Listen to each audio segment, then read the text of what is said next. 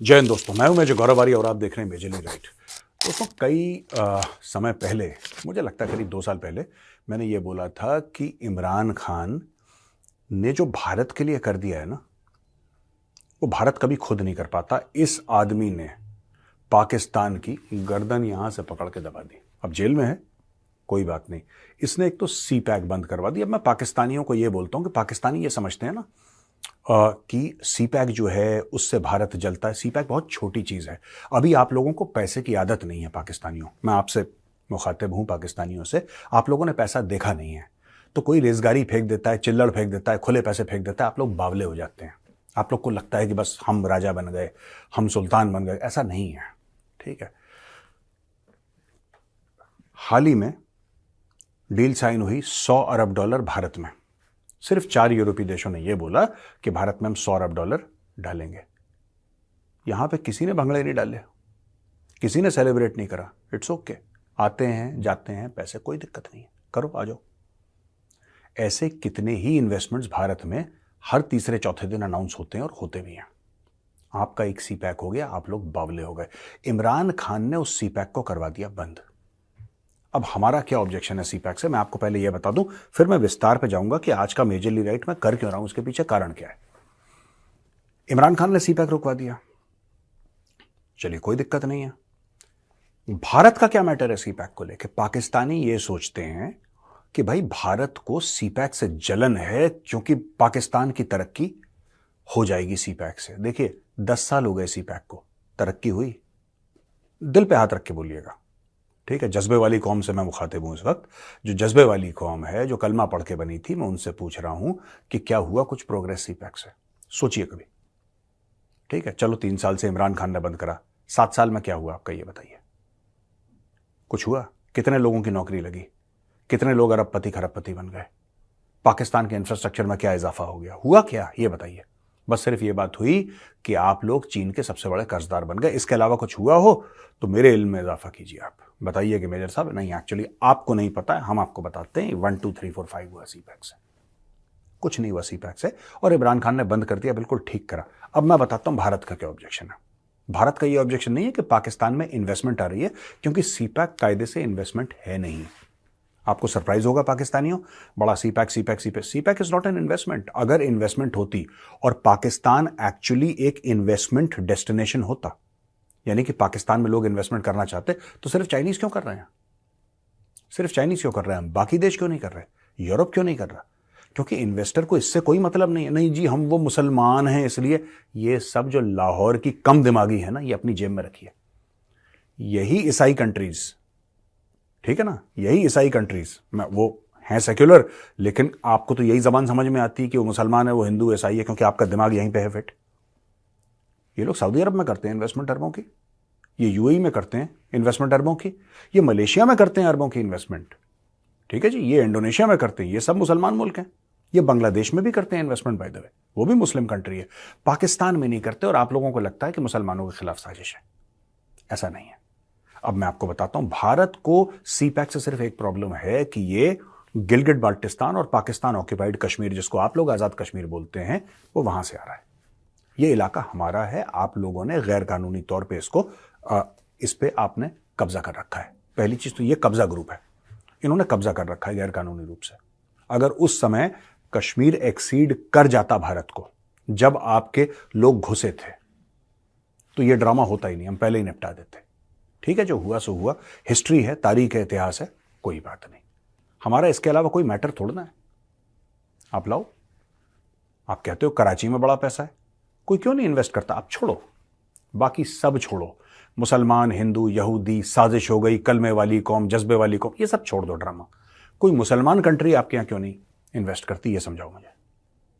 सोचना कभी इसके बारे में कि मुसलमान देश आपके अंदर क्यों नहीं, वहां पे तुर्की ने क्यों नहीं बोला कि हम मोटी इन्वेस्टमेंट कर रहे हैं, $15 अरब की, $10 अरब की हम पाकिस्तान में इन्वेस्ट क्यों नहीं कर रहा कोई देश? वो इसलिए नहीं कर रहा क्योंकि इन्वेस्टमेंट का जो मूल, I mean okay, let me speak not in pure Hindi, investment का जो मेन मुद्दा होता है ना, वो रिटर्न होता है। आप लोगों को भीख की आदत है, पाकिस्तानियों, आपको भीख मांगने से बड़ा सुकून मिलता है कि हम फकीर हैं, पूरा मुल्क फकीरों का है, मंगतों का है, तो आपने मांग लिया, आपका काम चल गया। ऐसे नहीं होता है दोस्त। जब कोई 100 रुपए लगाता है ना, उसको 200 रुपए चाहिए वापस। क्या आपकी इकोनॉमी में वो सकत है कि 100 का 200 बना के उसको वापस दे दे, कि अगली बार वो 1000 लेकर आए, बोले कि भाई 1000 का 2000 कर सकते हो? क्या आप कर सकते हो? नहीं कर सकते। बस ये ईसाइयों की साजिश है, यहूदियों की साजिश है, इसकी साजिश है। खुद नालायक हो, खुद निठल्ले हो, खुद नाकारा हो, ये कभी मत सोचना, ठीक है? ये कभी मत सोचना सबकी साजिश है बताना। खैर, मुद्दे पे आते हैं कि जीएसपी प्लस एक चीज है। जीएसपी प्लस जो है वो एक किस्म का, अब मैं आपको कैसे बताऊं जीएसपी प्लस क्या? पाकिस्तान को यूरोप अलाउ करता है कि पाकिस्तान बिना ड्यूटीज के, बिना लेवीज के, बिना टैक्स के कुछ सामान अपना भेजे। तो पाकिस्तान की जो चीजें हैं, जो पाकिस्तान बनाता है, बड़ी कम चीजें हैं, वो ना के बराबर है। पाकिस्तान कुछ बनाता तो है नहीं, लेकिन वो जांगिया, तौलिए, बनियान टाइप के जो लोटेक चीजें पाकिस्तान बनाता है, वो कॉम्पिटिटिव हो जाए यूरोपियन मार्केट में, क्योंकि खुद कॉम्पिटिटिव करने की इनकी औकात है नहीं। इनको उधर भी डिस्काउंट चाहिए, तो कोई बात नहीं। दोस्तों, अब मैं आपको बताता हूं हुआ क्या है। अताउल्ला तारड़ साहब हैं, ये पाकिस्तान के इंफॉर्मेशन मिनिस्टर हैं। उसने बोला है कि इमरान खान की जो पार्टी है पाकिस्तान तहरीक इंसाफ, उसने यूरोपियन यूनियन को लिखा है कि पाकिस्तान का generalize system of preferences GSP plus, ये स्पेशल ट्रेड अरेंजमेंट है, ड्यूटी फ्री और minimum duty export to European market, इसको रोक दिया जाए। ठीक है जी, ये उनका एक्यूजेशन है, वो उन्होंने दावा करा है कि ऐसा हुआ है। और ये कह रहे हैं कि पाकिस्तान की इकोनॉमी को हार्म करने की साजिश है। ये कह रहे हैं कि पीटीआई जो है, पाकिस्तान तहरीक इंसाफ, ये फैब्रिकेट कर रहा है एक्सक्यूजेस, और इमरान खान पाकिस्तान के खिलाफ साजिशें। इनका साजिशों के अलावा इनका कुछ काम ही नहीं है। पूरा पाकिस्तान ऐसा है जैसे कि मानो एकता कपूर की सीरियल चल रही है, सास बहू के साथ साजिश कर रही है, बहू ससुर के साथ कर रही है, वो साले के साथ, पता नहीं किसके साथ क्या हो रहा है। This is typical Balaji TV serial Pakistan, वो सास, साजिश, यही सब। लेकिन अगर इमरान खान ने करा है दोस्तों, तो ये पहली बार नहीं होगा कि इमरान खान ने करा है।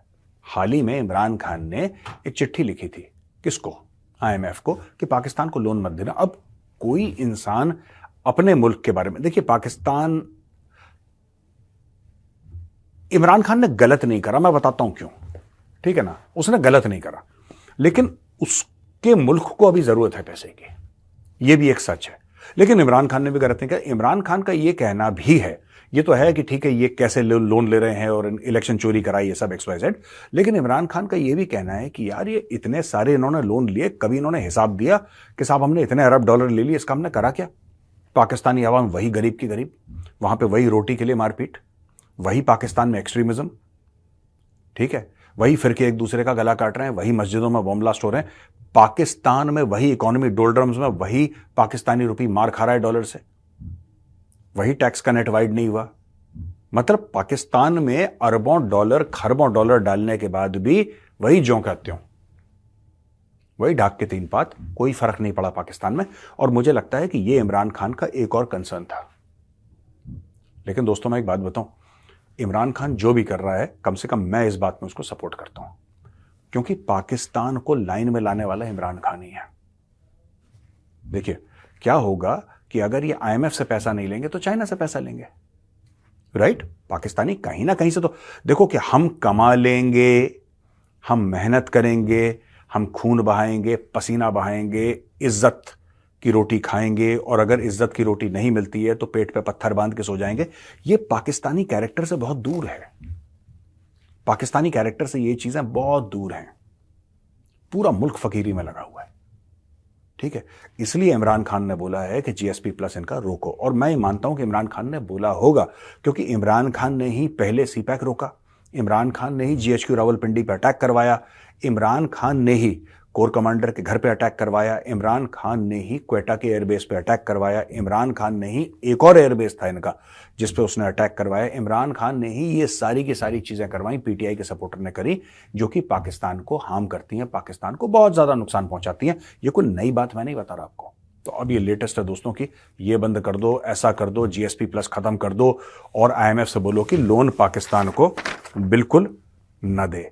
ईयू कह रहा है, यूरोपियन यूनियन कह रहा है कि नहीं, हमारे पास ऐसा कोई ऑफिशियल कम्युनिकेशन नहीं आया। ये भी बीच में खेलते हैं ना, कम्युनिकेशन पीटीआई के साथ नहीं हुआ। अब देखिए, ईयू का स्टेटमेंट है कि हमने कोई ऑफिशियल कम्युनिकेशन रिसीव नहीं करा पीटीआई से जीएसपी प्लस को लेकर, ठीक है जी। समर सईद अख्तर, ये ईयू के प्रेस एंड इंफॉर्मेशन ऑफिसर हैं इस्लामाबाद में, इन्होंने अरब न्यूज को बोला, पीटीआई ने बोला कि भाई, पीटीआई का स्टेटमेंट ऑफिशियल स्टेटमेंट है कि हाल ही में एक विजिट हुई थी जिसमें both European Union and Commonwealth delegation met with various parties including PTI, no other engagement you took place other than this. तो ये भी मना कर रहे हैं। अब तारड़ साहब ने ऐसा क्यों बोला, ये देखने वाली बात है। मैं तो सिर्फ ये बोल रहा हूं कि अगर इमरान खान ने बोला भी है ये, तो I will not be surprised. अब बोला नहीं बोला बाद में पता लगेगा, लेकिन अगर इमरान खान ने बोला I will not be surprised, क्योंकि इमरान खान कई बार पहले ये कर चुका है।